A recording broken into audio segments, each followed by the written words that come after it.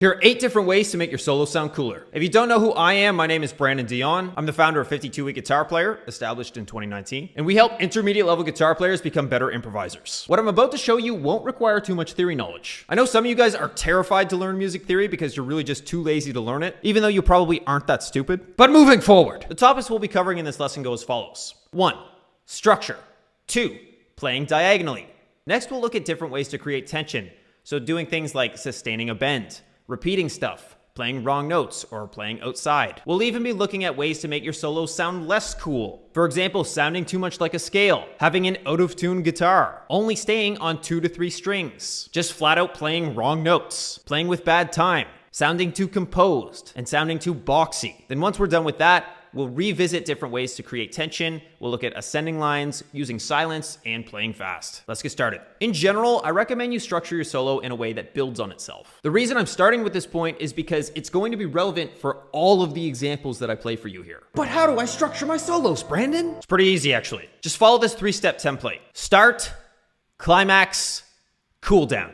Let this be your guideline. And yes, I know there are solos out there that don't follow this formula. So when you go to the comments section to write some bullshit about how this solo or that solo doesn't follow the specific structure I've outlined here, yes, I know there are exceptions. In the beginning of your solo, you don't want to play your best stuff just yet, because if you do, you'll be out of vocabulary super early. And vocabulary in this context is just a fancy word for things you usually play. So at the start, you just warm up. The next section is the climax. This is when you play all your best stuff and show off as much as possible. This is the part of the solo that's going to make every woman want you and every dude want to be you. Women love climaxes.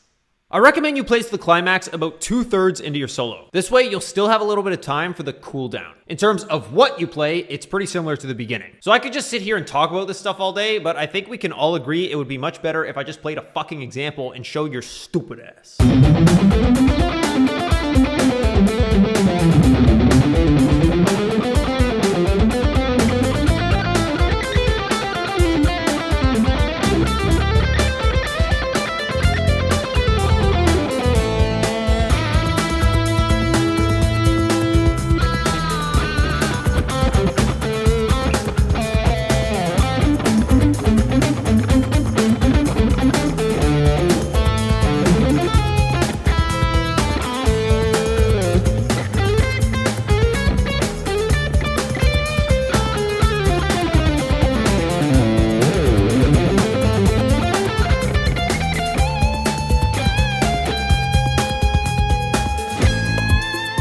As I mentioned earlier, structure will be a recurring theme throughout this video. All the solos I play will follow this basic structure that I've just shown you. Okay, let's talk about playing diagonally across the fretboard. Playing diagonally will make your solos more visually pleasing, but a lot of intermediate guitar players struggle to play diagonally because they're on cigarettes and can only play the minor pentatonic shape. The minute they have to leave that box, they have a fucking heart attack and explode. But because I'm the nicest guy in the world, I'm gonna show you a quick way to escape the pentatonic box once and for all so you can play diagonally. Check it out. All right, so what we're playing here is a diagonal pentatonic pattern in the key of A minor, and most of you motherfuckers learn the A minor pentatonic shape as your first scale ever, right? So this shouldn't be that hard for you. Just imagine an A minor scale. Super easy, okay? Now, what I want you to focus on is what we're playing on the D and the G string, right? We're just playing this super easy 4-note little sequence. And we're gonna add a 5th note to it, all right? And that's E, for those of you that are fretboard illiterates. I'm playing an E, that's the 5th note. Okay? So I'm playing 5 notes there, and you can take those 5 notes and put them down the octave, and then put them up the octave, and you get this super easy diagonal pentatonic line, right? So let's take this and put it down the octave. So I come over here. Great, now I can play it again. Great, now I can play it again here. And now when you put that all together,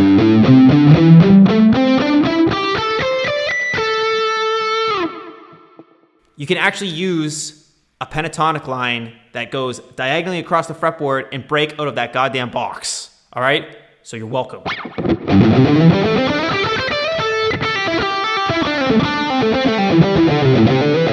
Now let's hear that in context.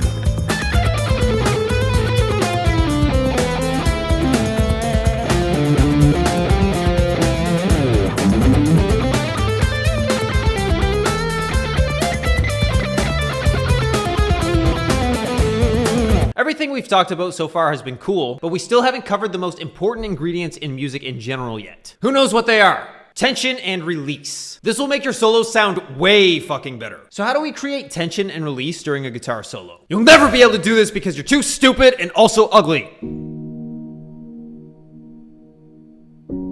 But one way to do this is to sustain a bend. Why does this work? Because it creates suspense. Bending is a great example of tension and release because you literally have to release a bend at some point. Think of bending up as building the tension, and releasing the bend as releasing the tension.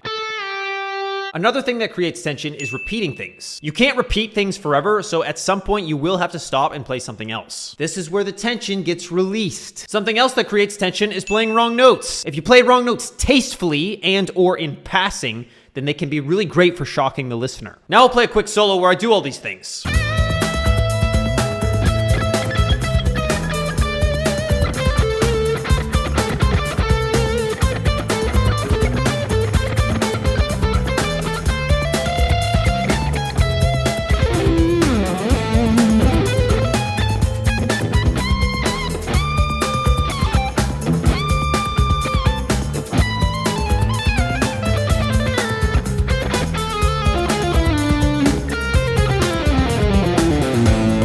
Age reveal at 1 million subs. We still have more tension and release topics to cover, but I think it's equally important to tell you what makes solos less cool. This is purely my opinion, so take it as you will, but the following things will make your solo sound less cool. Some of these may sound very dumb, and you'll think, wow, I would never make that mistake. But students do all the time. Mistake 1. Sounding too much like a scale. This is just what happens when you don't know scales very well. Because you don't feel comfortable with them, you don't have the freedom to use them musically, because you're too focused on simply trying to play them right.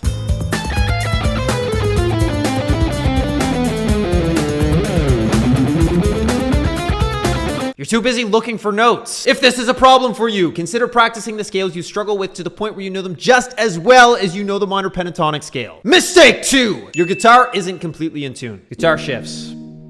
Make sure your fucking guitar is tuned. This is basic shit. However, you will receive some sympathy from me if you have a cheaper guitar with poor intonation. Intonation refers to how in tune an instrument is with itself. For example, if you play a D on the 3rd fret of the B string and it's in tune, but the 15th fret D on the B string is out of tune slightly, you might have poor intonation. But that's a different video. Fortunately, I already made it. Mistake 3. Only using 2 to 3 strings. I see newer improvisers make this mistake all the time. They're only comfortable with a few strings, the G, B, and E, and they stick to those strings no matter what.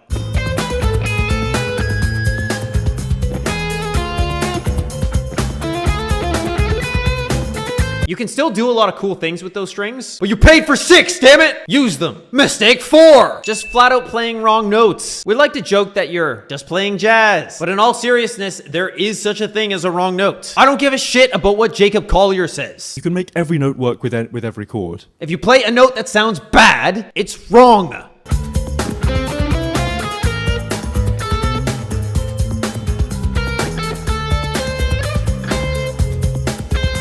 And I can tell you that, or you can have someone awkwardly lie to you and tell you that your playing sounds great. But you both know it doesn't sound great. Mistake 5. Playing with bad time. This is actually worse than playing wrong notes. But if you're playing right notes with bad time, then your lines are gonna sound like they're on cigarettes! And this really pisses me off! But I'm not even mad. If you play wrong notes in time, you can at least sort of make it sound intentional.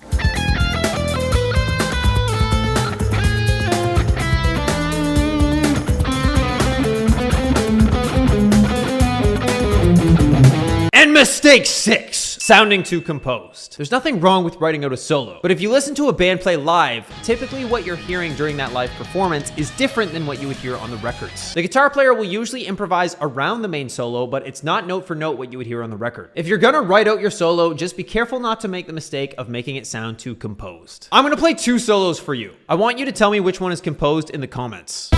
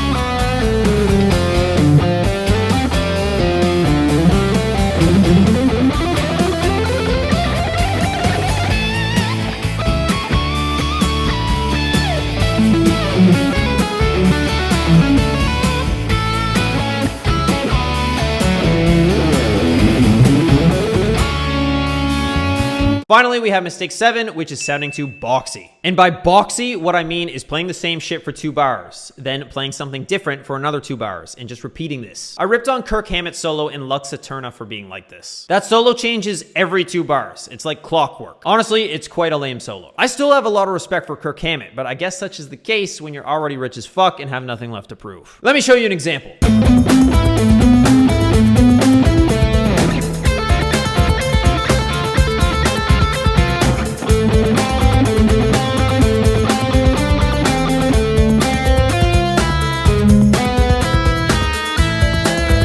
Okay, now let's cover the last 3 tension and release builders. But first, a quick word from our sponsor. Do you know who the sponsor is?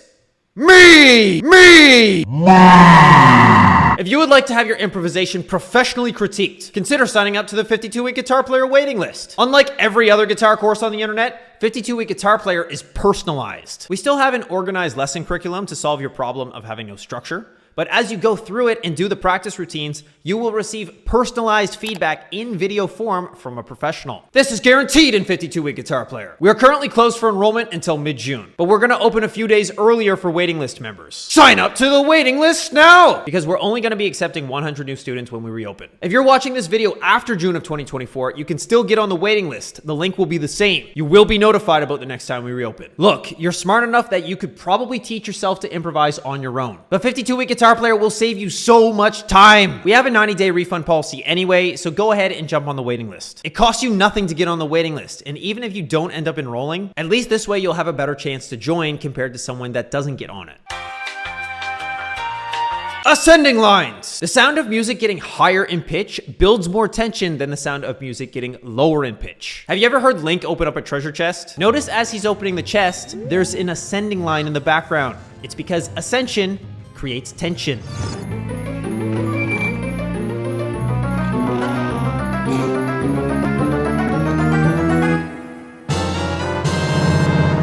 Damn, that's a pretty cool line. Silence also creates tension. Silence is very strong for this, and it's arguably the best tension builder we've talked about today. And the last one we'll talk about is playing fast. When you play fast, it's expected that at some point you're gonna slow down. The tension is in the speed. All of these things are great tension builders. So let's have a listen to another solo where I demo all of these things.